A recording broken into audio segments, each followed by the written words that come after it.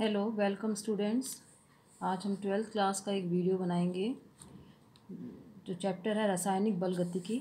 इसमें से जिस टॉपिक में से न्यूमेरिकल क्वेश्चंस आते हैं और बच्चों को थोड़ी दिक्कत होती है, उस इम्पॉर्टेंट न्यूमेरिकल टॉपिक के लिए एक वीडियो बनाया मैंने और उम्मीद करती हूँ कि बच्चों के लिए काफ़ी फ़ायदेमंद रहेगा और इससे बच्चे न्यूमेरिकल्स की प्रैक्टिस करके एग्ज़ाम में जो न्यूमेरिकल्स आते हैं आरबीएससी बोर्ड में उसको कर पाएंगे। टॉपिक है हमारा अभिक्रिया की कोटि।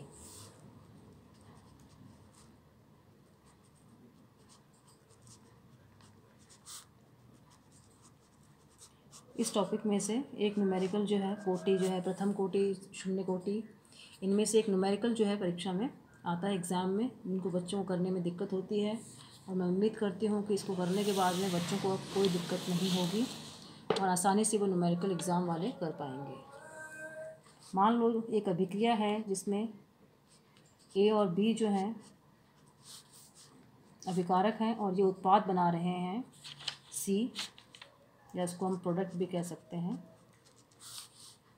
इसके आगे ए और बी हम लिखते हैं।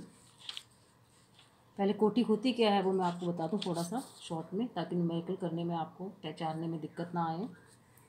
अभी जो अभिक्रिया है इसका वेग जो है उसको हम आर के द्वारा दिखा सकते हैं। ये कांस्टेंट है, हमें पता है अभिक्रिया के वेग को हम इसके अभिकारकों की सांद्रता के संदर्भ में लिख सकते हैं, जिसमें एक्स और वाई जो होता है इनके मान जो होते हैं जिसको एन हम कहते हैं, इनको जोड़ने पर ये अभिक्रिया की कोटि कहलाती है। एन जो है वो अभिक्रिया की कोटि है जिसका मान जो है वो एक्स और वाई के सम के बराबर, जोड़ के बराबर होता है।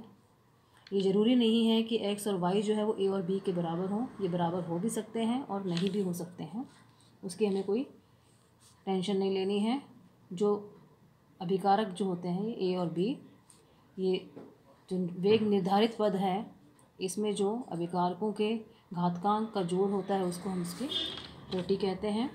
अगर n का मान 0 है तो ये शून्य कोटि की अभिक्रिया है, n का मान 1 है तो ये प्रथम कोटि की अभिक्रिया है, और n का मान जो है अगर 2 है तो ये द्वितीय कोटि की अभिक्रिया है। इससे रिलेटेड कई डेरिवेशंस भी आती हैं, तो कोशिश करूँगी मैं आपको न्यूमेरिकल्स और डेरिवेशंस करवाने की। तो आपको कोटि समझ में आ गई होगी। ये वेग है अभिक्रिया का, ये कांस्टेंट है, ये अभिकारक हैं दोनों, और ये जो है घातांक है, इनके योग जो होता है वो कोटि के बराबर होता है। एक न्यूमेरिकल ले लेते हैं। एक अभिक्रिया ए के प्रति प्रथम तथा बी के प्रति द्वितीय कोटि की है। बी की सांद्रता 3 गुना करने पर वेग पर क्या प्रभाव पड़ेगा? दोबारा देखिए प्रश्न को। एक अभिक्रिया ए के प्रति प्रथम कोटि की है तथा बी के प्रति द्वितीय कोटि की है। बी की सांद्रता को 3 गुना करने पर वेग पर क्या प्रभाव पड़ेगा? हो सकता है इस तरह का क्वेश्चन आपके आ जाए। मैंने आपको बताया था कि जो वेग होता है ये अपन इस प्रकार से लिखते हैं। दो अभिकारक इसमें भाग ले रहे हैं जैसा कि प्रश्न में हमें दिख रहा है। ए के प्रति प्रथम कोटि की है, बी के प्रति ये द्वितीय कोटि की है, तो ए के ऊपर मैंने 1 लिख दिया और बी के ऊपर मैंने 2 लिख दिया। इसको हम मान लेते हैं फर्स्ट। इसके बाद में हम वो कह रहा है बी की सांद्रता को 3 गुना करने पर, बी की सांद्रता ये रही, इसको हम 3 गुना करेंगे तो इस वेग पे क्या प्रभाव पड़ेगा वो हमें निकालना है। ये हमारा वेग हो गया, इसको हम आर डैश लिखते हैं वेग को। के को है मान वैसे का वैसा ही रहेगा क्योंकि के को हम कुछ नहीं, ए की सांद्रता पे कोई प्रभाव नहीं पड़ रहा है। अब ये कह रहा है बी की सांद्रता को इसने 3 गुना कर दिया, ये 3 गुना कर दिया मैंने, तो क्या आंसर आएगा इसका? आर डैश बराबर के A1। चाहो तो आप यहाँ सॉल्व कर लो और नहीं चाहो तो मर्जी है आपकी। मैं यहाँ लिख देती हूँ ये इसकी बी की सांद्रता हो गई, इसको हम 2 लिख देते हैं। अब जो है ए का भाग 2 पर देंगे हम समीकरण।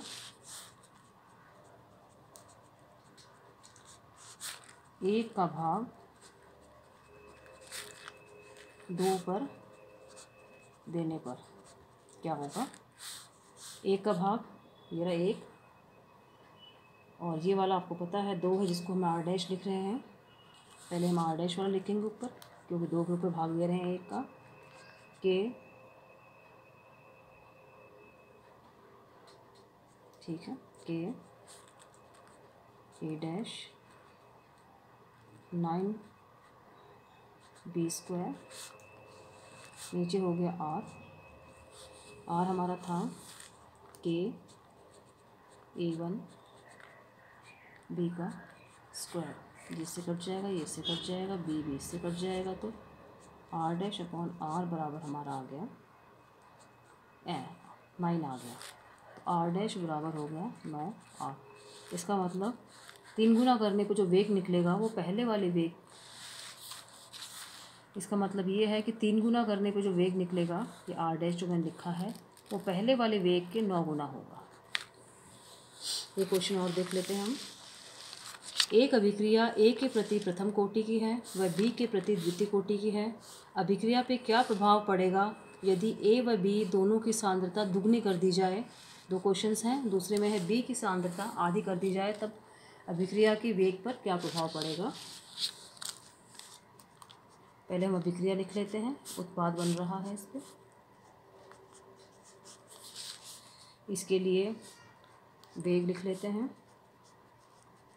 इसने बता रखा है ए के प्रति प्रथम कोटि की है, बी के प्रति द्वितीय कोटि की है, ये हमने लिख लिया। प्रथम के लिए 1 लिख लिया, बी के लिए 2 लिख लिया।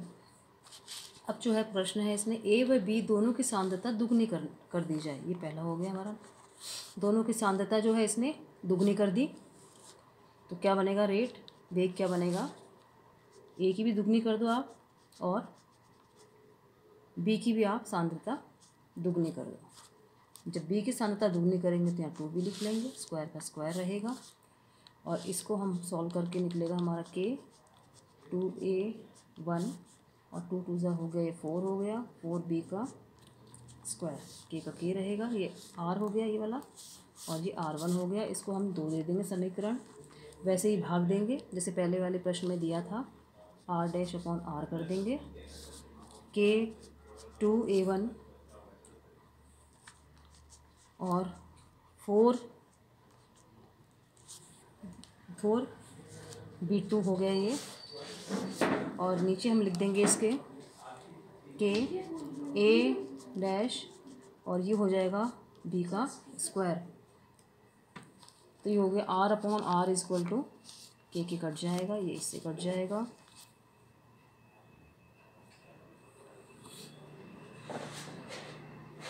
ये देखो मैंने यहाँ थोड़ी सी, ये 2b² यहाँ अंदर आएगा, बाहर नहीं डालेंगे इसको, मैंने बाहर डालते दोबारा इसको स्क्वायर करना पड़ेगा आपको। ये 4b² हो गया, आगे समझ में आपको, b² हो गया, ये चाहे बाहर रख सकते हैं इसको, ये b² इससे कट जाएगा, तो कितना हो जाएगा ऊपर, ये 2 बच गया, ये 4 बच गया, 8 आ गया। तो r1 बराबर 8R। ये पहला वाला आपका हल हो गया। दूसरा है ए की सांद्रता आधी करने पर। अब ए की सांद्रता आधी करेंगे तो क्या प्रभाव पड़ेगा वो देखेंगे अपन। दोबारा वो पद लिख लेंगे, r इक्वल टू के a1, ये हो गया b2। ए की सांद्रता को हमें आधा करना है।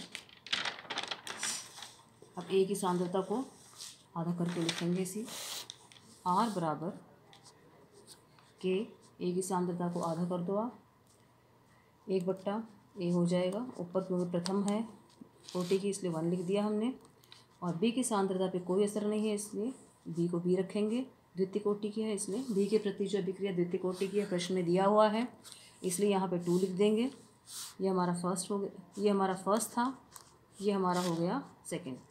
वैसे ही इसको r डैश लिखेंगे क्योंकि ये बदला हुआ है, r डैश के ऊपर r का भाग दे देंगे तो हमारा हो जाएगा के हाफ a डैश b, ये हो जाएगा, और नीचे हम लिख देंगे के a डैश b का स्क्वायर, ये से कट जाएगा, a डैश इससे कट जाएगा, ये से कट जाएगा। हमारा आंसर आ जाएगा r dash upon r equal to 1/2, r 2r1 equal to r, या फिर r1 इक्वल टू 1/2 r। इसका मतलब ये हो गया कि जो नई अभिक्रिया का वेग है r1, ए की सांद्रता को आधा करने पर वो पुरानी वाली अभिक्रिया, जब हमने ए की सांद्रता पे कोई असर नहीं पड़ा था, कोई बदलाव नहीं किया था, उसका आधा है। इस प्रकार से आपको इसका आंसर निकालना है। हो सकता है कि ऐसा ही कोई प्रश्न आपके इसमें आ जाए, तो आप आसानी से इसको सॉल्व कर पाएंगे। अगला है शून्य कोटि की अभिक्रिया। मैंने स्टार्टिंग में आपको बताया था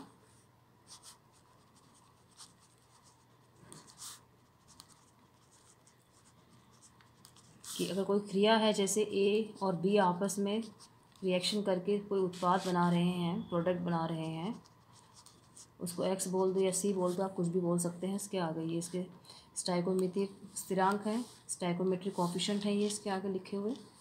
जब इसका हम निकालते हैं, वेग निकालते हैं, तो इसको ऐसे लिखते हैं, ये हमने पहले देखा है। इसके ऊपर x लिखते हैं और इसके ऊपर लिखते हैं y। ये x और y जो है उनके मान जो होता है वो कोटि के बराबर होता है। n का मान 0 है तो शून्य कोटि, 1 है तो प्रथम कोटि, 2 है तो द्वितीय कोटि का ये होता है। हम कर रहे हैं शून्य कोटि की अभिक्रिया के बारे में पढ़ रहे हैं। इसका मतलब n का मान जो है वो 0 होगा। मान लो अभिक्रिया जो है A है, ये बन रही है उत्पाद में, प्रोडक्ट बन रहा है इसका। अब क्योंकि हमने कहा है कि शून्य कोटि की अभिक्रिया है, तो इसका वेग हो जाएगा k a के पावर 0। शून्य कोटि है ये, तो r डायरेक्टली प्रोपोर्शनल टू, इसको a भी ले सकते हैं, या कांस्टेंट हटाएंगे तो दोबारा वही आ जाएगा जो ऊपर लिखा है मैंने। इस तरह से अभिक्रिया को एक और तरीका है लिखने का, अभिकारकों की सांद्रता के कम होने की क्रम में लिखते हैं, इसलिए माइनस लगा रखा है।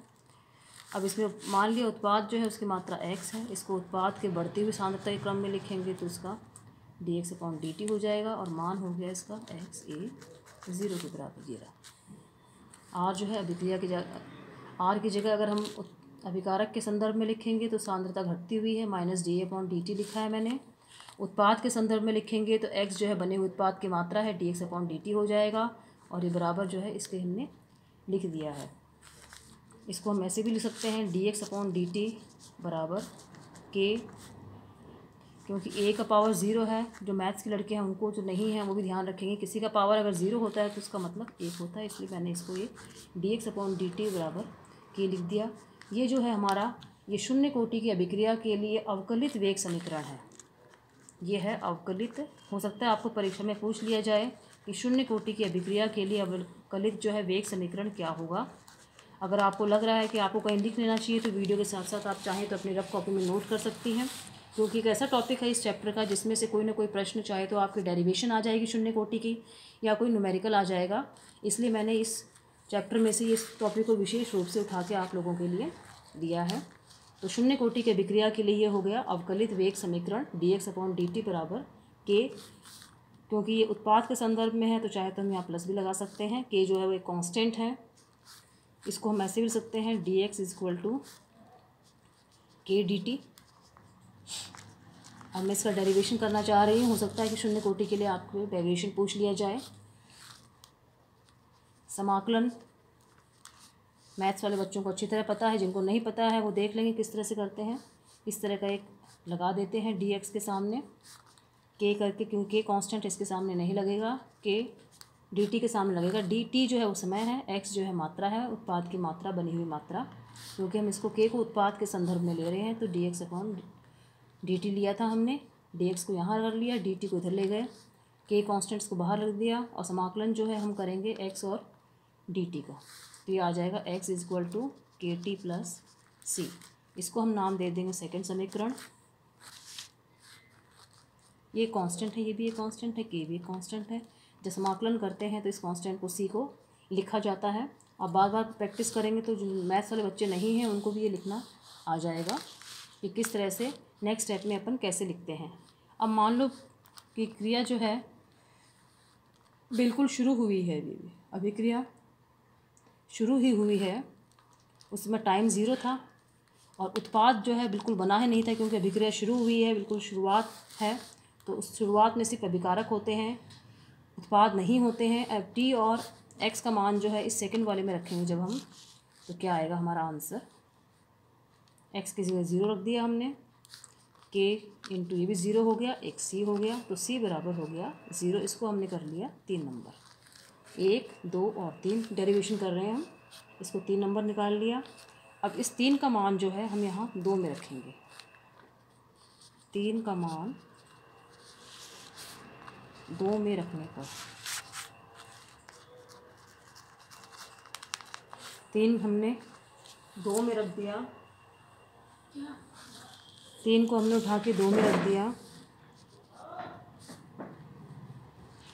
तो क्या आ जाएगा हमारा +0, x इज इक्वल टू हो गया KT और k is equal to x/t भी ले सकते हैं इसको हम।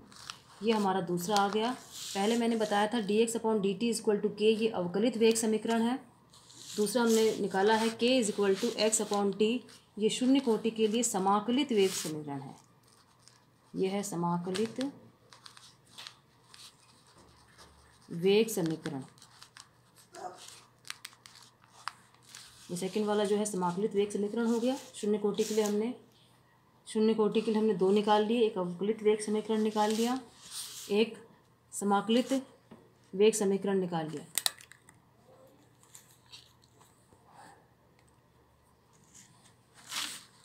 इसी को आगे करते हैं, जहाँ पे k जो है वो शून्य कोटि के लिए वेग स्थिरांक है, t टाइम है, x जो है उत्पाद की मात्रा है, विकारक की नहीं है, ये उत्पाद की मात्रा है।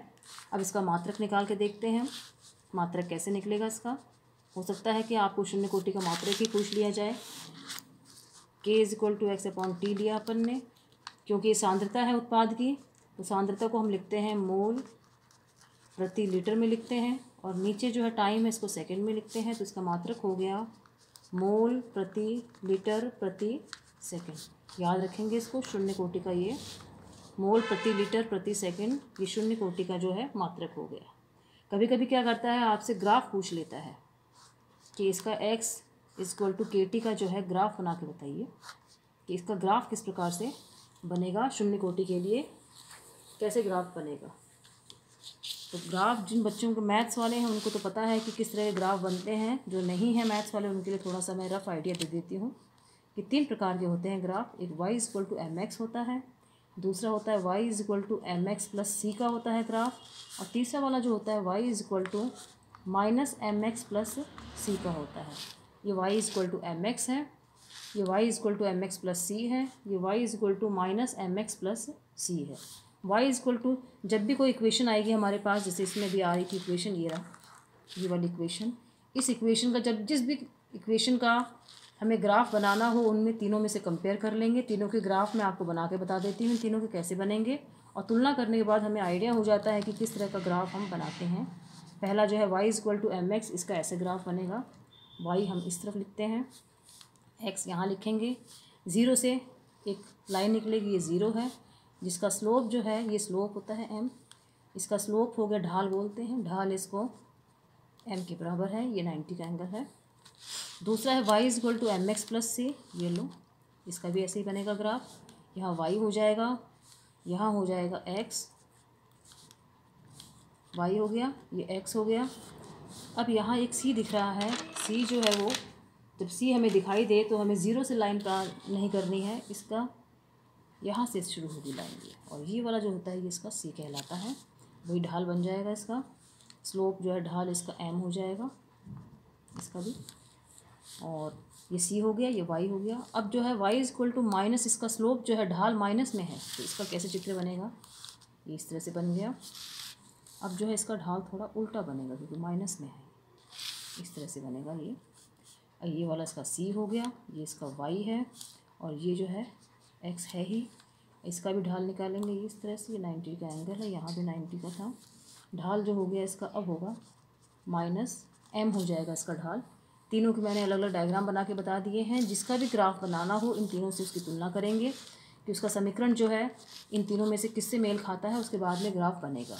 अब जैसे शून्य कोटि के लिए समीकरण आया है x is equal to KT का समीकरण आया है, जब इसकी तुलना करते हैं x is equal to KT का समीकरण, हम देखते हैं कि कुछ कुछ इसकी शक्ल इससे मिलती है।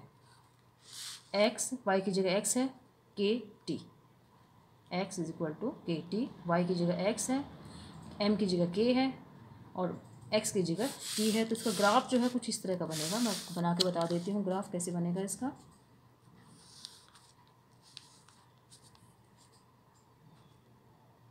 ये हमने लिख लिया, इसका एक्स लिख लिया,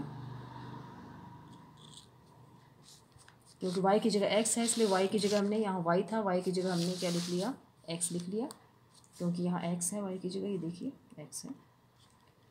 फिर है KT, ये KT लिखा हुआ है। तो जो लाइन हमारी ये 0 से पास हो गई, ये 0 से पास हो गई, वही ढाल बना लेंगे ऐसे। ये T, इस अक्ष पे T बना लेंगे इसको, ढाल जो यहाँ 90 का बना देंगे। और ढाल जो है, अब यहाँ m नहीं है, m की जगह x है, तो इसका ढाल क्या हो जाएगा, सॉरी m की जगह k है, तो इसका ढाल हो जाएगा k। तो इसका इस तरह से ग्राफ बनेगा शून्य कोटि के लिए ग्राफ। ये कौन सा ग्राफ हो गया हमारा, शून्य कोटि के लिए ग्राफ। अगली वीडियो में बच्चों मैं आपको इसके अर्धायुकाल, प्रथम कोटि, द्वितीय कोटि, उनके अर्धायुकाल, उनके मात्रक वगैरह निकालना सिखाऊंगी और उनकी डेरिवेशंस करवाऊंगी, क्योंकि डेरिवेशन जो ऐसा क्वेश्चन है, या तो डेरिवेशन आएगा आपके एग्जाम में या फिर इसके न्यूमेरिकल्स आएंगे। तो डेरिवेशन और न्यूमेरिकल जो मैं आपको अगली वीडियो में बताऊंगी। उम्मीद करती हूँ आपको ये वीडियो पसंद आया होगा। अगर कोई डाउट है आपको पूछना है तो आप कमेंट बॉक्स में रख सकते हैं। लाइक कीजिए, सब्सक्राइब कीजिए और जो है बेल आइकन को प्रेस कर दीजिए, ताकि जो है कोई नोटिफिकेशंस हों तो मैं नोटिफिकेशन जो है आपको टाइम पे मिल सकें, जिससे आपको आइडिया हो कि मैडम ने कौन कौन से वीडियोस डाले हैं। आपको लगता है कि आपकी कोई फ्रेंड है जिसको ये देखना चाहिए, तो उसको आप शेयर भी कर सकते हैं। अधिक से अधिक लोगों तक इसको पहुंचाएं, ताकि जो है बच्चे इसका फ़ायदा उठा सकें। जो न्यूमेरिकल्स हैं उनको करने में आसानी हो जाए। जो इम्पोर्टेंट टॉपिक्स हैं हम एक बार वही पढ़ेंगे आपको, ताकि आपको न्यूमेरिकल्स जिन जिन चैप्टर्स के आते हैं उनके न्यूमेरिकल्स, जो रिएक्शंस आती हैं ऑर्गेनिक में, कोशिश करूँगी उनके भी आपको इंपॉर्टेंट जो है रिवीजन वीडियो टाइप के आपको बना के आपको पोस्ट कर सकूँ। थैंक यू बच्चों। लाइक, शेयर, सब्सक्राइब और डाउट हो तो, कुछ पूछना हो तो कमेंट कीजिए। थैंक यू बच्चों।